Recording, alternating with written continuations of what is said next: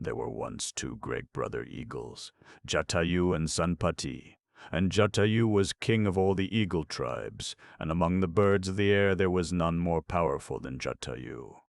The brothers lived together on a crag of the mountains called the Home of Snow, which stretch across the northeast boundary of India. They lived there because there was no higher spot in all the world that could be found for their home. And day after day Jatayu ranged the air, marshalling his bird armies, or settling disputes, or swooping down on the things which he sought for food. For all the bird people belonged to Jatayu, and owed him allegiance even with their lives, if so he should desire.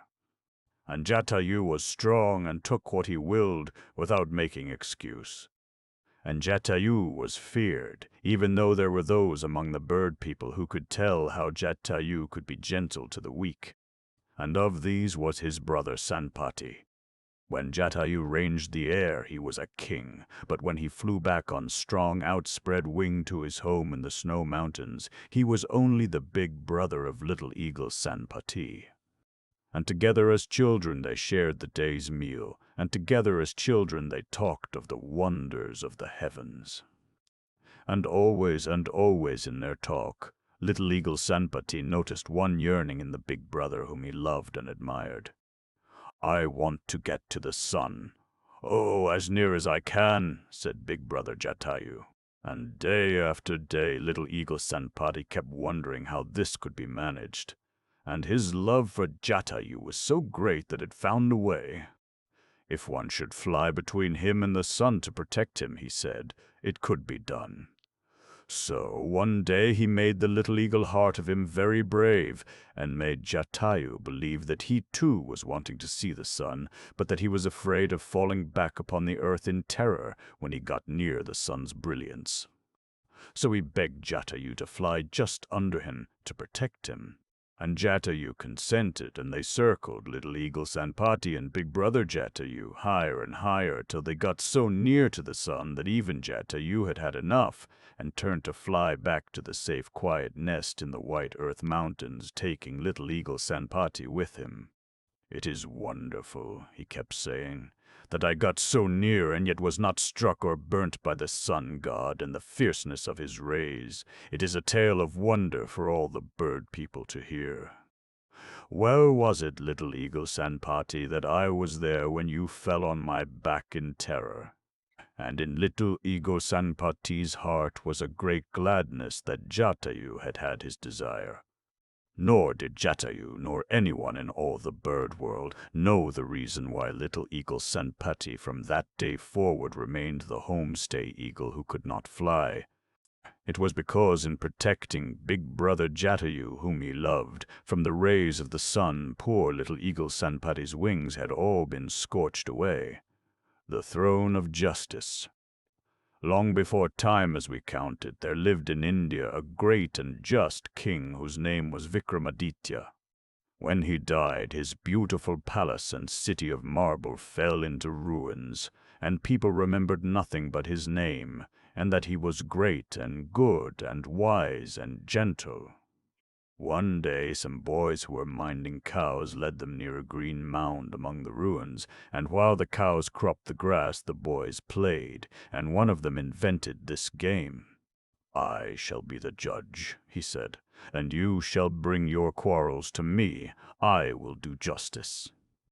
So he sat on the mound, and the boys ran away and whispered, and made a tale of wrong, and brought it to the boy on the mound, who did justice. But the odd thing was that the justice was such wisdom that even through their play the boys felt that something wonderful had happened to their playfellow. "He is a real judge, not a play judge," was what they said, and they told their parents, and soon all the village got into the habit of coming to the boy on the mound to settle disputes. And everyone was always sure that his judgment was right.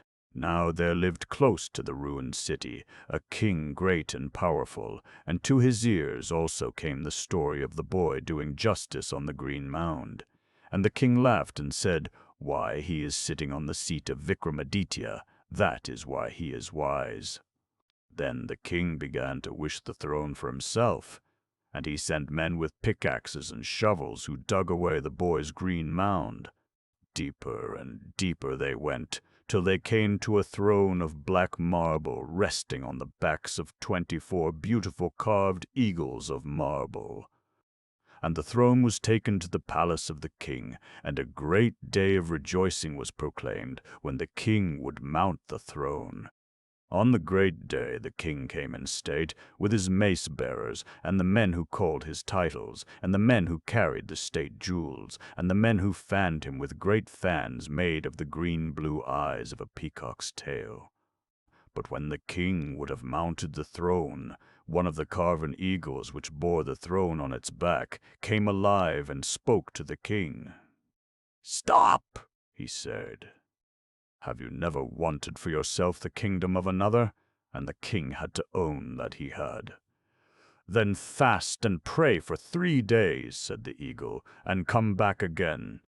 And the eagle flew away. And after 3 days the king returned, but the second eagle stopped him. "Have you never," he said, "done harm to another to rob him of his riches?"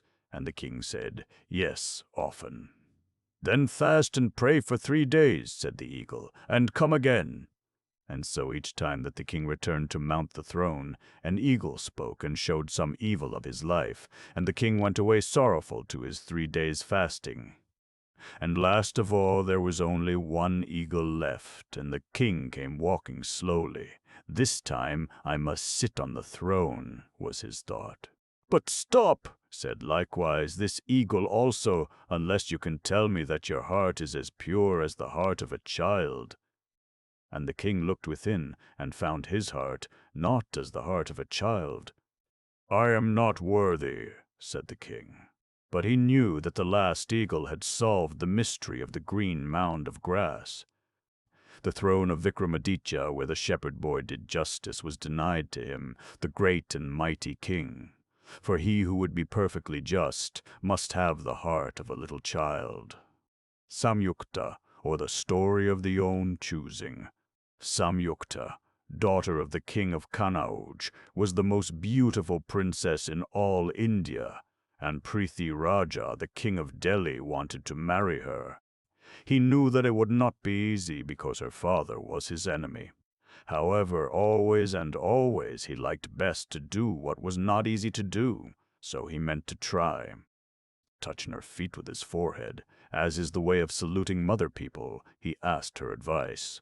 The old woman loved Prithi Raja very dearly and found a way of helping him. "Give me," she said, "that picture which the great painter at Delhi has made of you, on ivory, in green and gold, and the rest I will tell you when I come again from my journey."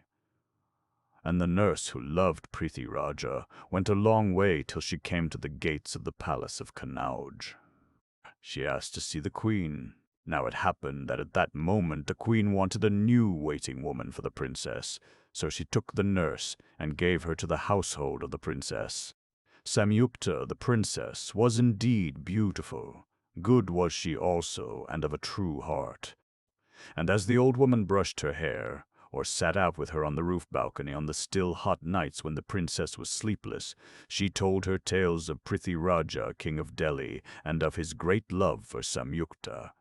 And she showed Samyukta his picture painted on ivory in green and gold, and as the princess looked on his face, her heart went out to meet the heart of the king who loved her. And presently the king of Kanauj said, "It is time for the Swayamvara, that is the choosing of her husband by a princess lady." And he sent his heralds to all parts of India to call the princes of India to the great choosing. But to his enemy Prithi Raja, the king of Delhi, he sent no message. Nevertheless the king of Delhi came to the choosing, he and his friend, disguised as minstrels. And the palace courtyard was gay and ready for the choosing. Garlands of roses and jasmine hung from the pillars, and garlands of yellow marigolds. The king and queen sat on golden thrones on a marble balcony, and down below were the thrones of the princes who sought the hand of Samyukta. Each prince had his men-at-arms and his heralds, and all were dressed in jewels and cloth of gold. And the musicians sat in a watchtower at the gate, and all who came and went, and all that happened, they saw best of all. And with the musicians sat Prithvi Raja, the great prince. And now the bugle sounded, and Samyukta came from the inner courtyard. She wore a sari that flowed about her like golden water, and the golden anklets on her feet and the golden bracelets on her arms tinkled music. Her eyes were on the ground as she walked, and lightly she held the garland of fresh jasmine flowers, which she would place on the neck of him whom she chose to be her husband. As she reached the outer courtyard, she raised her eyes, and then she saw a wooden figure of Prithvi Raja standing in the place of the king's doorkeeper. And she knew that her father had done this thing to hurt Prithvi Raja, the true knight of her heart. From that moment her choice was made. Proudly she walked past one prince after another. Proudly and patiently she heard the long tale of his greatness sounded by the heralds, and silently and proudly she passed on. There was but one prince left, he who sat near the doorkeeper. What would she do? The king and queen leaned out of their marble balcony, and all the great crowd watched breathless. But the last prince also did Samyukta reject, and turning to the wooden image of Prithvi Raja, who had had no invitation to the great choosing, she placed on its neck the garland, kept for her true knight alone. Then was there a clash of steel as the king and all the princes rose in wrath. Surely for this insult Samyukta would now be bound in chains and sent to the deepest dungeon of the palace. But quicker than wrath was love. Prithvi Raja the minstrel, mounted on Prithvi Raja the king's swiftest charger, was at her side, and stooping lifted her to his saddle, and rode away swiftly to the gates of Delhi. And this was in the days long ago, when men were knights, and fought for their ladies, and did with their own hand a thing which was not easy to do. The man who made himself an archer. There was a master archer whose name was Drona, and it was he who taught all the princes of India to shoot, so that none could conquer them. Now he was jealous for the honor of the princes. And there came to him one named Ekalavya, the king of a caste that was not the soldier caste, who said, "Teach me to shoot." But Drona made answer, "You are not of the knightly caste. I cannot teach you." For he was afraid that the low-caste man might become the equal of the high-born princes. Then Ekalavya went away very sadly to the forest, and built a shrine to Drona, the master archer. And he thought about him, and fasted and prayed night and day for skill in shooting, and night and day he practiced ceaselessly, shooting arrows into the distance, shooting and shooting. And he forgot the riches of his palace and all the pleasures of the world, in reaching out to his great desire. One day Drona and the high-born princes were out shooting in the forest, and they had with them a dog. And the dog strayed from the princes and lost his way, barking in the darkness for his masters, not far from the shrine of Ekalavya. And Ekalavya heard, and shot an arrow in the direction of the sound, and the arrow went straight into the dog's mouth. And the dog ran howling to his masters. And they were very angry, for, said they, "Someone who can shoot has sent this arrow into the dog's mouth." And they made the dog show them the way to the shrine, and there was Ekalavya shooting ceaselessly. "Who are you," said the princes, "who have skill in shooting even as ourselves?" "I am Ekalavya," said he, "a pupil of the great master archer Drona." So the princes went and told Drona, and he came back with them to the shrine in the forest. "How say you," said Drona, "that you are my pupil?" "Because I have taught myself to shoot, thinking only of you and your great skill in shooting." Then said Drona, "If you are my pupil, give me the fee due to a master." "Most gladly," said Ekalavya, great joy in his face. "Ask what you will. I have nothing I would not give with all my heart." "Is that true?" said Drona. "Well then, I ask the thumb of your right hand." And Kalavaya, allowing no look of sadness to spoil his gift, cut off his thumb without a word and laid it at the feet of the master archer. But Drona spurned it and walked away. Then Ekalavia turned again to his shooting, but he found that, with the loss of his thumb, his skill had gone forever. So were the great ones left without a rival. But in heaven the gods said, Ekalavia is truly of the knightly caste, and men knew it not. The bluebird and the archer. One day Drona, the master archer, made trial of the skill of the princes his pupils. He had them all out before him together. Take your bows and arrows, said he, and be ready to shoot when I tell you, at the bluebird in yonder tree. Prince Yudhisthira, being the eldest, was called first. Be ready to shoot, said Drona. But tell me first what you see. Do you see the bird? Yes, said Yudhisthira. What else do you see? Myself, your brothers, or the tree. I see yourself, my brothers, the tree, and the bird. 3 times Drona asked this question, and 3 times was he thus answered. Then, very sorrowfully, he turned from Yudhisthira. Not by him was the bird to be shot. Prince after prince he questioned on this wise, and all alike made answer, I see you, my brothers, the tree and the bird. And now there was but one prince left, Arjun, the master's favorite pupil. Tell me, Arjun, with bow bent, what do you see? I see a bird. Do you not see myself, your brothers, the tree? I see the bird alone, said Arjun, not you, nor the tree, nor my brothers. Of what color is the bird? I see only a bird's head. Then shoot, said Drona joyfully, and even as he expected, as soon as the arrow sped from the bow, the bird was headless. Draupadi and the great game. When Arjun grew to be a man, one of his first battles was against a king called Drupada. He and his 4 brothers, the Pandavas as they were called, put their soldiers in a ring round King Drupada's fortress, and let no one pass out or go in. In a week all the king's servants were dead, and the brothers marched into the palace and took all that they wanted of gold and emeralds, of horses and chariots. The lady Draupadi also, the king's daughter, became theirs by the rules of war, and Draupadi lived happily with her mother-in-law and the princes. And all went well, till an enemy of the brothers, jealous of their happiness and their power, tempted Yudhisthira, the eldest of the 5. He challenged him to a game of chance in which he put down all he possessed, to lose or win. And Yudhisthira lost. He lost his palace, his chariots and horses, and his whole kingdom. He lost his brothers and himself, and last of all, he lost Draupadi also. Draupadi was the most beautiful of women, and Yudhisthira's enemy was glad indeed when she was brought captive before him. But he was also afraid, for there was something so free in the spirit of Draupadi that he knew it would not be well with the man who made her a slave. So, thinking it were wiser to be content with the kingdom and let Draupadi go, ask, he said, a boon, and it shall be granted. I ask then, said Draupadi, for the freedom of Yudhisthira.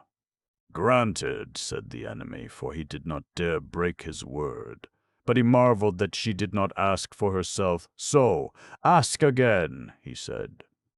And for the freedom of his brothers with their weapons and chariots of war. It is granted, but I give you a 3rd boon. Will you not ask for your own freedom? By no means, said Draupadi. The Pandavas, armed and free, can conquer the world. It is they who will rescue me. They need owe nothing to a boon, nor with the Pandavas free need I either any longer.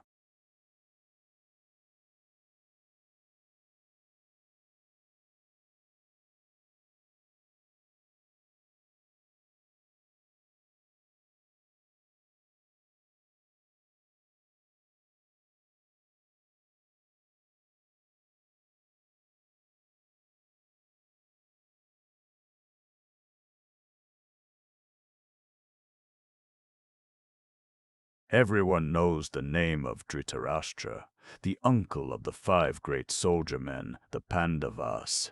Dhritarashtra was blind, and Dhritarashtra was alone in his blindness. And when Gandhari, his bride, saw the hurt of his loneliness, "Let me into him behind his bars of darkness," she said to the gods. And she bound her eyes tightly, and day and night were alike to her forever. But Dhritarashtra was no more lonely in his night of sightlessness. The story of the maiden knight Drupada, the king of the Panchalas, had prayed for a son that he might destroy his enemy, the master archer. But his wife was childless. Then, as he still prayed and prayed, Shiva appeared to him and told him that he should have a son who should first be a daughter, and in due time a daughter was born to him. But the queen said, "She is a son," and so great was her faith that she prevailed on the king to proclaim the child a son and to perform the son's ceremonies. And the child was called Shikhandi. And she grew strong and beautiful, but was seen of none save her parents and her faithful nurse. All too soon it was time for her to be married. And again, by the advice of the queen, they sought for her the most beautiful princess in all India. "We must believe the word of the gods," said the queen. But at last the secret was known, and the king whose daughter was sought in marriage was very angry. "I have," he said, "been insulted," and he prepared to make war on the Panchalas. And Shikhandi's father felt that he had done wrong and had been deceitful, and he was afraid. But Shikhandi's mother said, "We only relied on the word of the gods. Be unafraid as I am unafraid, and prepare to defend the kingdom. She shall be a son." And Shikhandi, sad at heart that she was the cause of all this trouble, wandered forth to lose herself. "If I am not here any longer, the king and my father will make peace," was what she said in her heart. And, wandering, she came to a great forest and to a great house, the doors of which were open. And the house smelt of smoke and incense, and yet no one was there, and it seemed to have a host, and yet was hostless. And Shikhandi sat down in the house and brooded, heeding not time nor self, in her great desire to save her people. And to her presently came the kind Yakshas, whose the palace was, and he asked her what she wished. "Make me a man," said she, "a perfect man. My father is about to be destroyed, and if I were a man this would not happen. Make me, O Yakshas, a man, and let me keep that manhood till my father is saved." And the Yakshas was moved with pity, and gave her his manhood and his mighty form, till she should fulfill her object. So she went forth a warrior, in the form of Sthuna, the Yakshas. And the king of wealth, coming that way, found Sthuna the woman sitting alone in the palace, and between laughter and disgust. "You shall remain a woman," he said. But later he was sorry, and he added, "Till Shikhandi's death." So was fulfilled the promise of Shiva. She shall be first a daughter, and then a son, Shikhandi, maiden knight. And the mother of Shikhandi was full of a great gladness that she had believed the word of the gods. The way of friendship, simple is the way of friendship. Make a fire of 2 sticks, or 20, or 200, any number will do, and if you walk round the fire sunwise, with that one whom you would have for a friend, the gods themselves will not take back the gift. And this was the lesson which Drona tried to teach King Drupada. Drona was the master archer, as we know, and Drupada was king of the Panchalas. Now Drupada was not worthy of friendship, for he did not believe that 2 sticks would do for the lighting of the fire of friendship. "They must be 200, said Drupada, "and of the most costly wood." And Drona was sad, for he was a poor man, and 2 sticks gathered in a wood were all that he could bring to the lighting. "And you will bring one of the 2, he had said to Drupada, "for all that matters is that we should bring the same." But Drupada shook his head. Androna journeyed to a far country, and for many years the river of time flowed between him and the man whom he wanted for friend. And at last they were once again on the same bank of the river. Androna's pupils, Arjun and his brother princes, took Drupada captive and brought him to Drona. Androna said, "I will teach Drupada the way of friendship. Since my 2 sticks, to one of which he is welcome, will not do for the lighting of the fire, he shall give me half his 200 sticks of the costliest wood. And of all Drupada's riches, treasure of gold and emeralds and diamonds and pearls, strings of camels and horses and elephants, chariots of war and houses and slaves, he made 2 equal parts, and 1 part he gave to Drupada, and 1 part he kept for himself, that he might begin the teaching of the way of friendship to the man who was not worthy to learn the way. Sibirana and the Grey Dove. Long and long ago there lived a king called Sibirana. He was known to all the world as a man who protected the weak, but who yet did not withhold that which might belong to the strong. So nearly perfect was he that the gods asked the greatest god to test his goodness. And this was the way of the testing. One day, as the king sat in his great hall of justice, there came in at the window a poor, frightened grey dove, nearly spent with flight, and flew straight against the heart of the king. Looking up, the king saw an eagle in pursuit, and without a moment's hesitation he opened his white robes to shelter the dove. The eagle turned its piercing eye upon the king. "So this, then, is your justice," he said. "You rob me of my food." "Nay," said the king. "On the contrary, food equal in weight to the bird shall be given to you. Whatever food I desire, yes, whatever you desire. But if I desire your own flesh, my flesh shall be given," said the king. "Then I wish the weight of the bird to be taken from your right side, and in the presence of the queen and your small son," demanded the eagle. "Beseech the queen to come hither," said the king, "with my son." And to the horror of all the court the scales were brought, and in the presence of the queen they prepared to slice off the weight of the bird from the king's right side. The king sat steadfast, but alas, the bird seemed to grow heavier with each fresh gift of the king's flesh. And the eagle watched from the foot of the throne, and the eagle laughed aloud. Then from the left eye of the king fell a single tear. "Stay," said the eagle, "I want no unwilling sacrifice." "Nay, but," said the king, "willing enough is this. My left eye but weeps because to the right side of the king alone is it given to protect the weak and defenseless." Upon which, says the old story, the miracle happened. For even the eagle saw the beauty of giving, and he flew away hungry to his mountains, and neither was the king really hurt, nor the dove without a home. The crow and the bell of justice. This story is told of one Anangapal, who ruled in Delhi and who loved justice. He caused 2 great lions of stone to be placed near his palace gates, where all could see them. A bell hung from the bar between the lions. Whoever struck that bell claimed justice, and got justice of Anangapal the king. One day a crow swung in the breeze on the tongue of the bell, and the cry for justice clanged forth, reaching the ear of the king. "Who strikes the bell?" he asked. "My lord, it is a crow. Let justice be done," said Anangapal. "What asks the crow?" But no one could tell. So the king himself read the message. "The crow strikes my bell between the mouths of my stone lions. See you not?" The crow came, as is its habit, to pick morsels of food out of the mouth of the lion. And the lions were not lions. I deceived the crow.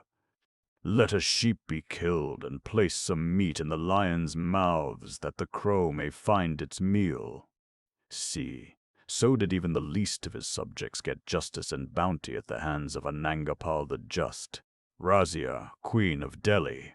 Razia was the daughter of Altamish, one of the Mughal slave kings of Delhi who lived in the 13th century. She is the only woman besides our own Queen Victoria who has ruled Delhi. Iltutmish had sons also, but when he was dying he said, "You will find no one better fitted to rule the kingdom than my daughter Razia." And after his nobles had suffered for some time the cruelty and injustice of Razia's half-brother, they began to see that the king was right. And Razia herself helped them. The king had given order that anyone who had a petition to make should appear at the great mosque in Delhi on a Friday morning, wearing a colored garment, and his petition would be heard forthwith. Now, on a Friday morning, when all the men worshippers, in their beautiful white garments, had assembled at the mosque for the weekly prayer, Razia made herself brave to go among them dressed in a veil of the prophet's green, a figure whom none could miss. And the people remembered the custom of the good king who had denied a hearing to no one, and they said, "The king's daughter is herself today a beggar." So they listened, making it easy for Razia to speak. And Razia said, "My brother has killed his brother, and now he would slay me." And all the people as one man vowed to help her. And Razia was put upon the throne of Delhi. And Razia ruled as few men have ruled in Delhi. She loved justice and mercy, and she gave both to her people. She led them to battle, pitching her own tent in the place of greatest danger. She was generous and wise, and entirely forgetful of her woman's self. All this her people knew of her, and all this historians have said of her. But one old man who wrote the longest tale of her gifts and virtues tells us the reason of her failure to rule India. She was a great monarch, but she was a woman, and she ruled as a man. The Muslim people of those days could not forgive her that. They could not forgive her that, being a woman, she came before them with face unveiled, that, being a woman, she did successfully the work of a man, and asked no woman's reward. And so, though they took her love and protection for so long that they forgot the cruelty of her brother who had reigned before, they turned against her in the end and dethroned her and put her in prison. From prison later she escaped, and led an army to regain her kingdom, and perhaps she might some day have won it back but for a sad thing that befell her. In the battle which she waged she was defeated and fled alone to the jungles. Passing through a field she saw an old peasant at work, and begged for some food, for she was starving. The man gave her a piece of bread, which she ate gladly, and then being worn out, she tied her horse to a tree and lay down in the field to take a short rest. She wore the dress of a man, but the peasant saw her jewels gleaming as she slept unprotected in that lonely spot. He knew that she was a woman, and no more afraid of her. He killed her and buried her there, in a corner of a field outside the walls of that Delhi which she had ruled. So Razia lost her kingdom because she was not enough of a woman to make her people love a woman ruler, and she died because she was a woman, and without protection. And her story is told here for the reason that we know now that the old historian was wrong, and that a woman need not fail even in the great work of a sovereign only because she is a woman. Razia failed because she thought that for success she must put aside her womanhood. Our Queen Victoria succeeded. And one of the things which we know that she gave to her people was that same great heart of a woman and a mother, which poor Razia believed that she must slay, Baber the tiger. There was a Mughal boy king who fought his first battle when he was 12 years of age, and he won it, as he says himself, thanks to the distinguished valor of my young soldiers. But like the boys in fairy tales, he had wicked uncles who made trouble for him, and before he was 17 years old he had won and lost 2 of his kingdoms. This is the boy whom all the world knows by his nickname of Baber the Tiger, and the most wonderful thing we know about him is his great spirit, which nothing could subdue. Success could not spoil him, and defeat could not make him hang his head. Always did he find something in which to take pleasure. Driven away from one of his early attempts to take Delhi, he has a race with two of his officers, and he writes of the first meal which he ate in hiding as of a royal banquet. Such peace and plenty, nice fat meat, bread of fine flour, well-baked sweet melons, excellent grapes. Again, I could not, on account of one or two defeats, sit down and look idly around me, he tells us, and we find him getting to work again immediately. Many years of wandering were before him. He had only 2 tents and less than 300 followers. They had to bear thirst and hunger, pain and poverty, but the joyous spirit of the tiger boy carried them through all. And his tenderness and love and thoughtfulness were as his courage and good cheer. He gave his own tent to his mother, who shared his wanderings, and for her, as for his followers, he gathered brightness from every smallest thing, from tulips and grasses, from animals and birds and insects. Kabul fell to him when he was 18, and here for 10 years he lived peacefully, caring for his mother and grandmother, his aunts and sisters, and all his people who had been faithful to him. Here also he married the lady whom he called Maham, my moon, of whom we know only because of Baber's great love for her. It was the Moon Lady who was the mother of Humayun. But the land beyond the hills was calling Baber, and soon there came a chance to try once more for the throne of Delhi. The people of Hindustan were fighting among themselves and asked Babur's help. Of the great battle that Babur won on the field of Paniput near Delhi, there are many stories. Battle was joined at the time of early morning prayers, and by midday Baber the tiger was lord of Delhi and Agra. There are wonderful tales of the presents which he sent after this victory to his family and people in Kabul, forgetting no one.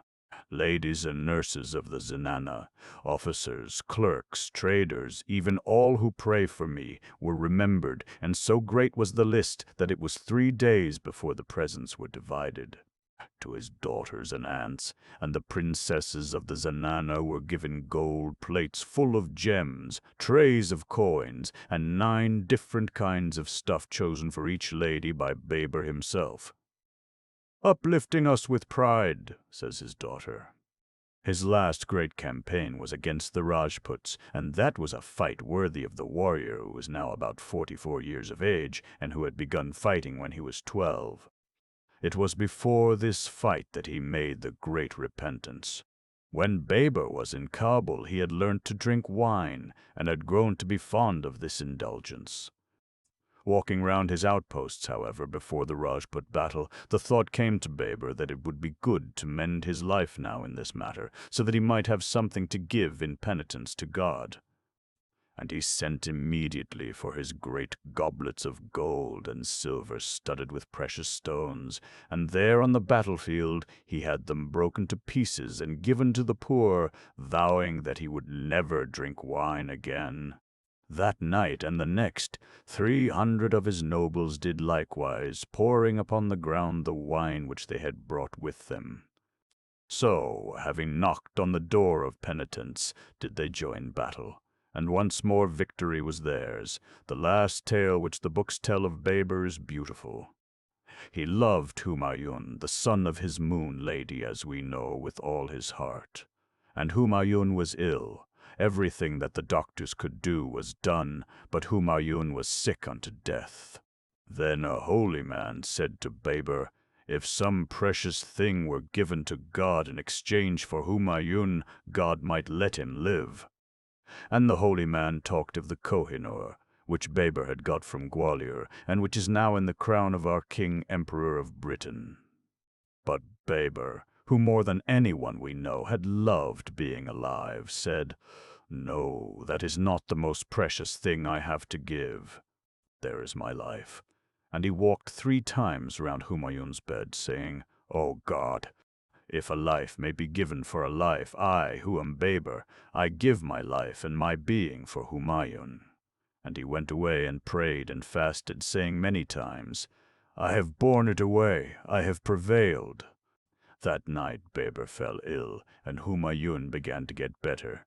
Then Baber called his nobles together and charged them to serve Humayun faithfully, for he himself would rule no more.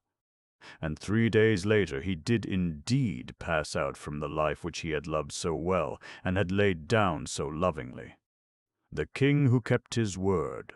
There is one story told of Humayun, the Moon Lady's son, which is worth remembering. Sher Khan, the Afghan, turned traitor, and the king was compelled to fly for his life. But there was no escape except across a river in flood, and his horse sank exhausted in midstream. Then the king would have died, but a water carrier on the opposite bank saw the king's trouble and brought him his own skin bags, on which Humayun floated safely to land.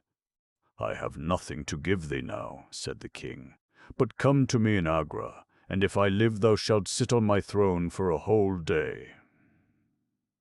The king did live, and got back his kingdom, and the water carrier came to claim his reward. Humayun kept his word, like the king that he was.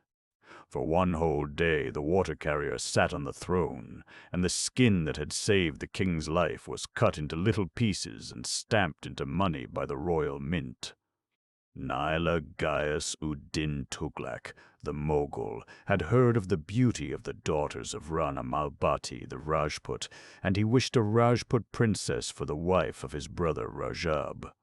But when he sent to ask this, Rana Mal made a haughty answer. No daughter of the moon could wed with a slayer of cows. Then Tughlaq demanded at once, and in cash, a whole year's tribute to be paid to Delhi. And Rana Mal was sad, for though the people stripped themselves bare, it would not be easy. And the sound of the people's crying reached the ears of Rana Mal's old mother, who came to her son's house weeping with unbound hair, to plead for the people. And as she came, Naila, the most beautiful of Rana Mal's daughters, saw her and ran to open the door to her. "Why weeps my grandmother?" asked Naila. "Because of you," said the old woman. "The Turk is taxing our people because your father will not give you in marriage to the Turk as he desires." "If to give me to the Turk will save our people," said Naila, "send me at once, grandmother." "Think only that the robber Turks have carried off one of your jewels." So did Naila give herself for her country, and afterwards her only son Firoz Shah served his people in the same spirit. He was loved by them all. Cruelty gave place to kindness, taking to giving, hating to loving. And for 37 years there was peace and prosperity and goodwill in Delhi. The Lotus Lady. In the days when Alauddin the Muslim ruled at Delhi, the beautiful rock fortress Chittor was the capital of Rajputana, and brave Prince Bhimsi was regent for his nephew the baby king. Now Bhimsi had a most beautiful wife, the Lotus Lady, the fame of whose beauty had gone forth all over India. And in the old days men thought it not wrong to try and snatch away from others anything which they wished to possess, be this thing what it might, rich city or lovely lady or priceless jewel. So Alauddin waged war on Chittor in order to capture the lovely Lotus Lady. But the Rajput warriors laughed him to scorn and defeated him, and kept safe their beauteous lady of the Lotus. Then Alauddin pretended to be very much ashamed that he had ever even imagined that Prince Bhimsi would let the princess be taken captive by an enemy. "But," he added, "I have come a long way and have fought hard, and you have conquered. Therefore before I go, let me look, I pray, but for 1 minute on the beauty of which I have heard so much. Let me see the face of the princess lady, just for a breathing space, not openly, but in a mirror, so that I may have in my soul a vision of the perfectly beautiful to help me in the days that remain."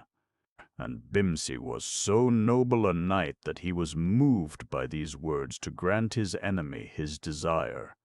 Alauddin pretended to be very grateful, and the courteous knight Bhimsi was sorry for the enemy whom he had defeated. Thinking him to be also a knight and bound by knightly courtesies and honor, he accompanied him alone outside the gates of the city to set him on his way. But when Ala-ud-Din got Bimsi alone and at his mercy, he carried him captive to his own camp. Only in exchange for the Lotus Lady herself, he declared, would he release the Rajput Prince Regent. Then all the knights and warriors of Chittor took counsel with the princess as to what should be done. And the Lotus Lady was brave, for she loved her lord very dearly. So in concert with her nobles she arranged that word should be sent to Ala-ud-Din that she was coming, as he commanded, to release her lord, but that she craved a few minutes' speech of her lord before parting with him forever. And Ala-ud-Din granted her request. So, for the camp of the enemy set forth a great procession of palanquins and mace-bearers, and Ala-ud-Din was not afraid, for he knew that so great a lady might not be abroad without her waiting, women and her mistresses of the robes, and her mace-bearers, and the slaves who did her bidding, one slave for each separate little duty of the care of her lovely person. And now the Lotus Lady was at the prisoner's tent of her lord, and now she had bid him farewell, and the long line of palanquins had turned once more towards Chittor. And Ala-ud-Din said, "Ha! Now will I have both the prince and his bride." And he ordered the palanquins to stop, thinking to make an easy capture of the prisoner whom he had just exchanged among the palanquins of the women folk. But the warriors of Chittor had prepared a surprise for Ala-ud-Din the traitor. Forth from every palanquin streamed the bravest of Chittor's Rajput knights. The very palanquin bearers were warriors, and they fought and routed Ala-ud-Din and his hosts, and carried their prince and his lady safely to the palace of their fortress home. And Ala-ud-Din fled in haste to Delhi. But Ala-ud-Din never forgot this second disgrace, nor, it is said, could he forget the face of the Lotus Lady. He must have been a bad man indeed, and no knight at all, in that even the vision of perfect beauty had not the power to kill in him that which was base and self-seeking. So yet once more he sallied forth against Chittor long years afterwards, when the baby king was full grown, and with his 12 brave sons and Bimsi and the other brave Rajput princes kept faithful guard over the honor of knighthood in Rajputana.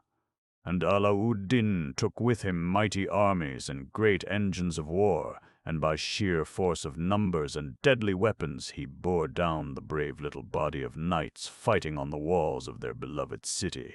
Then again the knights sat in council. "Our weak and defenseless ones shall not," they said, "fall into the hands of a coward enemy."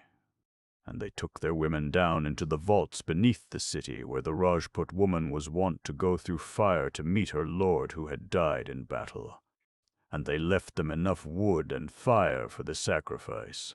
And the women wore their most beautiful garments to walk down to the vaults, a long line of beauty and courage led by the Queen of Beauty, the Lotus Lady herself. And now it was the turn of the men. And the king and his sons and his brave knights all strove as to who should be first to meet single-handed the enemy at the gates. And they cast lots, and went one by one clad in the Rajput's saffron robe of conquest, and single-handed each hewed his way through the gates, strewing the moat and outworks with the bodies of the slain. But Ayeshi, his beloved son, had the king sent secretly beforehand to a place of safety, that the race of warriors might still continue. And when night fell, the last of the Rajputs had left the city, having laid, each man, at the feet of the true knight and champion of the defenseless, a full sheaf of the unknightly ones. And Ala-ud-Din came walking carefully across this carpet of the dead into a fortress of which the gates were wide, but no man nor woman nor child found he anywhere in Chittor. All was emptiness, palace and hut, and bathing ghat, and council chamber, and garden and marble latticed roof, empty, all empty, all empty. Then at last did he realize that what was in his hands was not victory but defeat, and that the beauty and goodness of which we are not worthy may not in this life or the next be taken by violence. The perfect host, Rasmal Rana of Marwar, had 3 sons, Sanga, Prithi Raj, and Jismal. And Prithi Raj was ambitious and would boast that fate meant him to lead the sons of Marwar. One day when he was boasting on this wise, his eldest brother Sanga said, "Let the gods decide between us, brother. Although I am the eldest, you are welcome to my birthright, if so it is written." At the tiger's mount lives the priestess who sees the future. Let us ask her who is to lead the 10,000 towns of Marwar when our father is dead. So they rode on together to the tiger's mount. The cave was empty, and they sat down to await the priestess. The cave was simply furnished, a bed, a panther's skin, a beggar's bowl of water. Prithi Raj made for the bed, but Sanga sought the hearthrug, and the priestess entered and looked at Sanga. "In olden times," she said, "the panther's skin was the seat of princes. As now you sit on this skin, so one day shall you sit on the throne of Marwar." At this Prithi Raj drew his sword and would have slain his brother, but their uncle stepped between, and Sanga escaped. He rode hard, his horse bleeding from sword thrusts, for Jismal, his younger brother, was after him, while the uncle engaged Prithi Raj. A long way from the mount he came upon a very holy sanctuary. At its gate stood Ratore Bida, the perfect host. His horse stood beside him ready for a journey. "I am Sanga, son of Rasmalrana. My brothers seek to kill me," said Sanga. "Have no fear," said Ratore Bida. "I will defend the sanctuary while you get away. See, there is my horse." And even as he spoke, his eyes traveled to the speck of dust on the horizon. And now Jismal and his men had come up, but Ratore Bida stood alone at the door of the sanctuary. "We want Sanga. He is my guest. Then let us seek for him." "Nay, not while he is my guest," said Ratore Bida, the perfect host, drawing his sword. Alone he stood against them. And when at last they forced their way into the sanctuary over his dead body, Sanga was far away in safety, and the perfect host had kept his tradition of hospitality. The dove girl and the prince. There was once a Persian prince of noble birth who lost all his money, so he left his country and came to India, bringing with him his wife and 3 children. "It will not," he said, "be so hard to be poor in a strange country."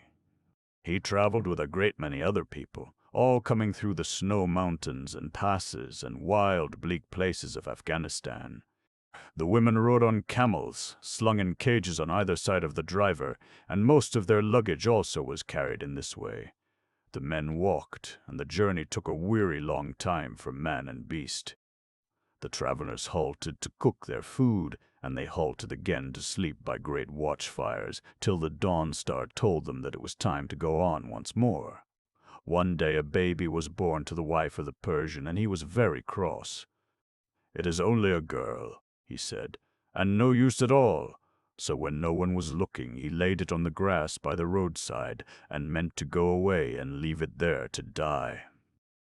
Now it happened that a great man, known at the court of the Emperor Akbar, was also traveling with the pilgrims for safety. For there were many robbers in those days, and only if a man traveled with a crowd of people in what was called a caravan could he be safe. And the great man saw the poor little baby lying alone on the grass, and, as it seemed to belong to no one, he said he would take it for his own. And he looked about among the women in the caravan for a nurse. And the baby's mother came forward and said, "Please let me be nurse." So the baby had its own mother after all to care for it. Now the great man from Akbar's court was so kind that the woman told him all her story, and he asked to see her husband and her sons, and sent them all to the emperor himself for protection. So it came to pass that the man from Persia got work and honor at the emperor's court. And the baby born by the roadside grew very beautiful and was called Mir-un-Nisa, which means the son of womankind. She lived near the palace, and would go with the women into the palace gardens whenever the great fairs took place, where the Zenana women sold their lovely work and embroideries. And at one of these fairs, Prince Salim, the emperor's son, lost his way in an empty part of the garden where he could see no one but a small girl at play. He had in his hands his two favorite doves, and, wanting to fly kites with the boys at the fair, he told the little girl, who was our son of womankind, to hold the doves till he should return.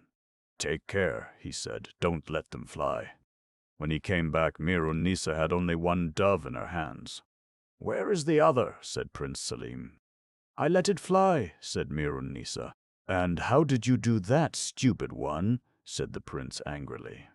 "Just so, my prince," said Nisa, opening her other hand, from which the second dove also flew happily away.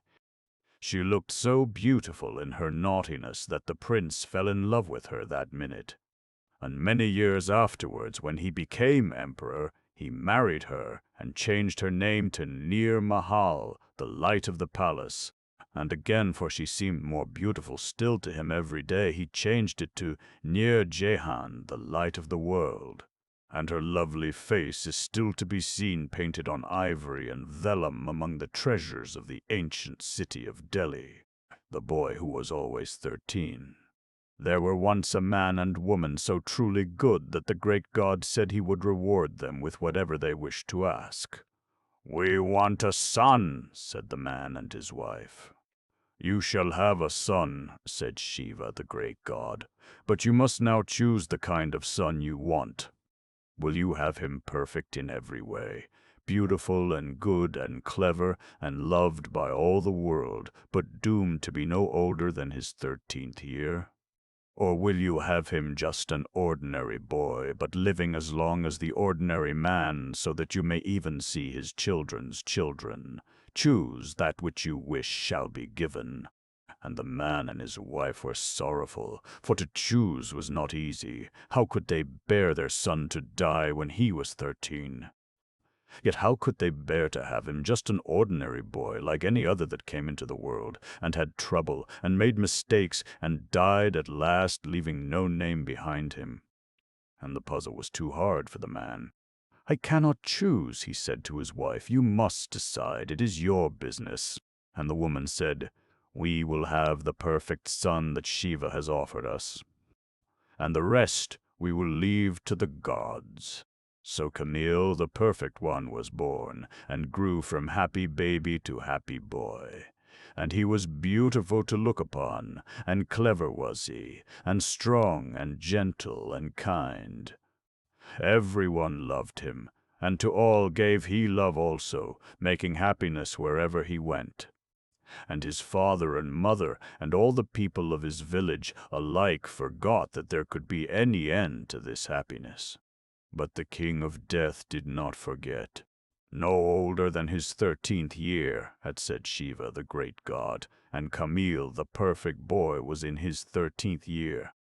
So on his birthday the King of Death sent his messengers to bring Camille away to the kingdom of death.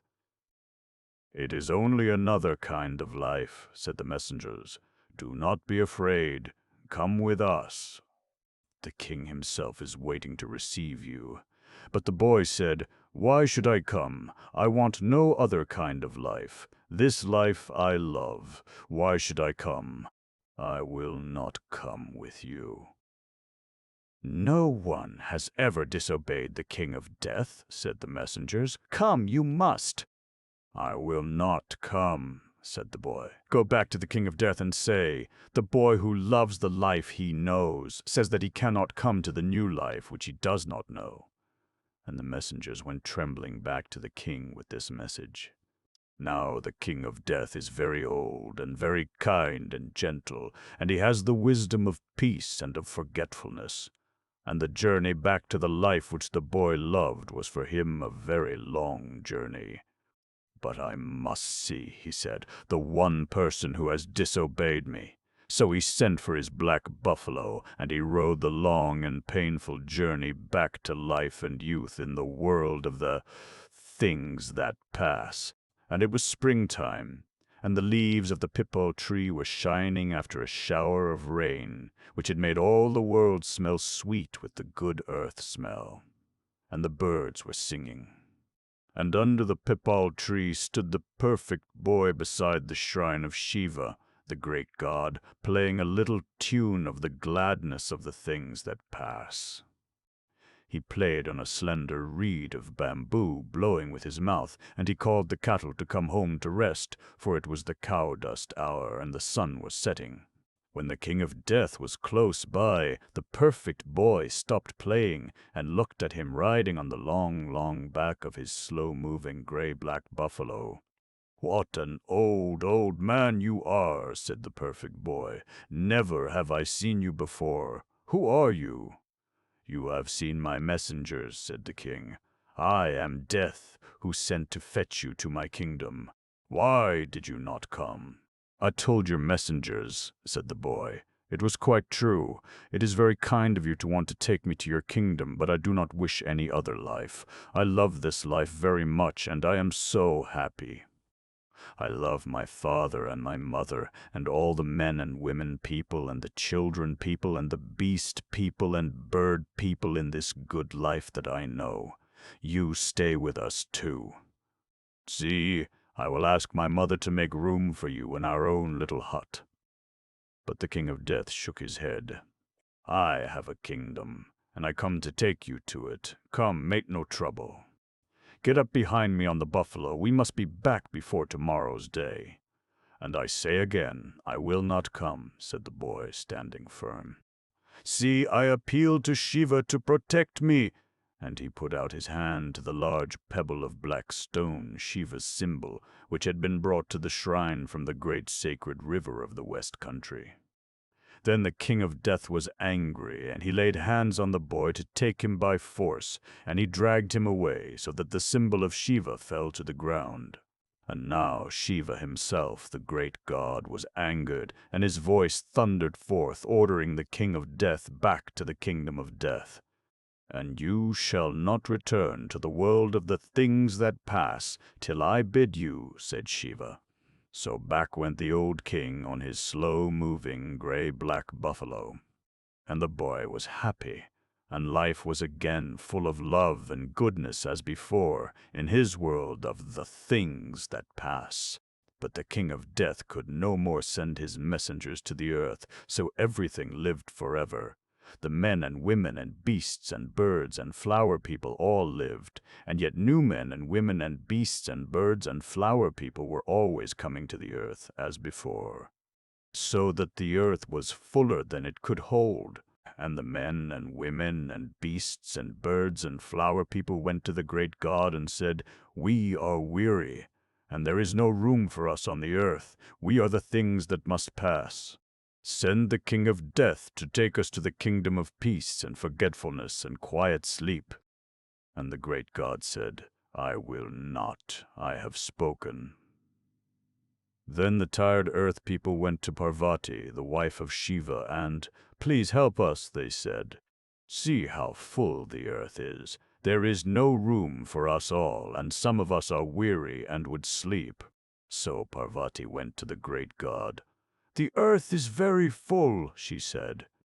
"Will you not let the king of death send his slow-moving gray-black buffalo for the tired earth people?" "No," said Shiva. "He insulted my symbol. He may not return to the earth." "I have spoken." "But you know you did say that the perfect boy was to be no older than his 13th year," said Parvati. "That was why the king of death came to fetch him." And Shiva was silent, not knowing what to answer. "But when you said that, you only meant that he should never look older than his 13th year, though he might live and live as long as he liked," said clever goddess Parvati. And Shiva waited, for surely here was a way out of a difficulty. And poor old King Death was not clever enough to understand this, and thought that you meant him to take the boy away. "It was only stupidity. Forgive him." And Shiva said, "It shall be as you ask." "Then give the message," said goddess Parvati. "And let the old tired leaves fall from the trees," said Shiva the god, and turned to other business. But his messengers were so full of gladness that good King Death might return to the earth once more riding on his gray-black buffalo. For that was the meaning of Shiva's message, that they were drunk with joy and said the words wrongly. Let the old leaves, and the middle-aged leaves, and the little baby leaves fall from the trees, was what they said when they flew back to the earth on the wings of the morning. And that is why, to this day, old and young, boys and babies, all alike ride, when the great god wills, upon the gray-black buffalo as it makes its slow-moving way to the quiet kingdom of death. But Camille, the perfect boy, lived in the world that he loved, and was always and always just 13 years old, and no more. "And it was well," said the man, his father, "that I left the sun puzzle to you, O mother of Camille.